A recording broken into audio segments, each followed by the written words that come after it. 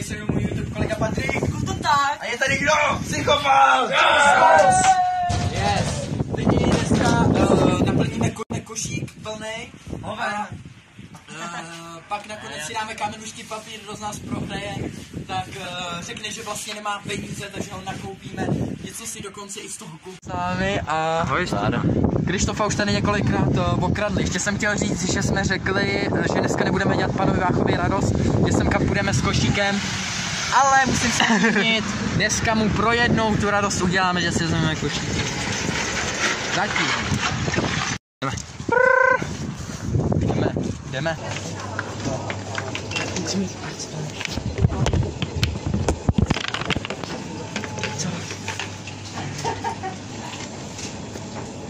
Nějaký pivo, no. To ne, čaj, nákupka.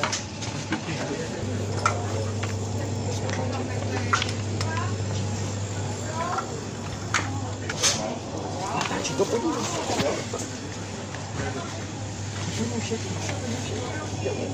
Daj to rovnou s tou krabicí. Jo.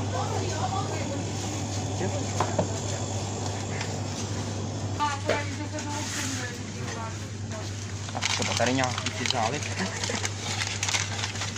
A rovnou, jak ti pochopně, tak až řekne peníze, tak rovnou začni tancovat, rovnou, jo.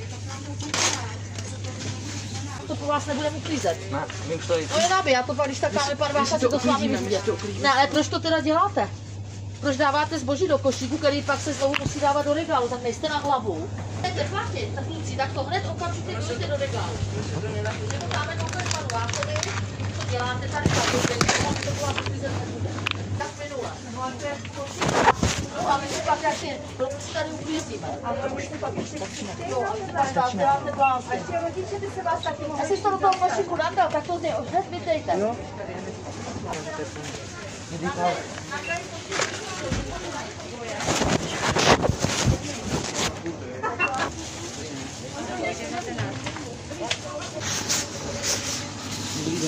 Dobrý den.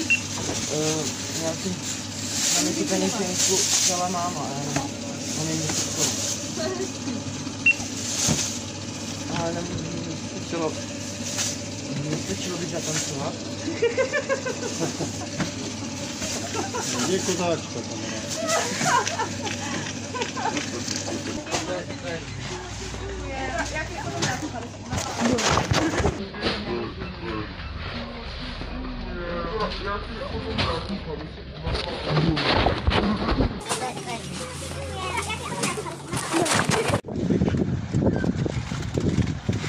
Takže jo lidi, tohle to byl konec videa.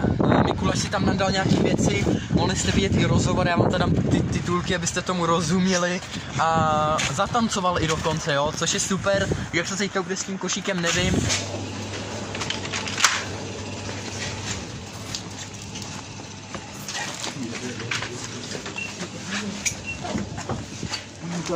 Hele lidi, chcou po nás, aby jsme si nosili košíky. Od čeho jsou košíky? Na velký nákup, ne na lízátko. Takže tady to mají, no, takže my se s vámi loučíme, jsem tady byl Psychopat. Já, Patrik, Tom jsem.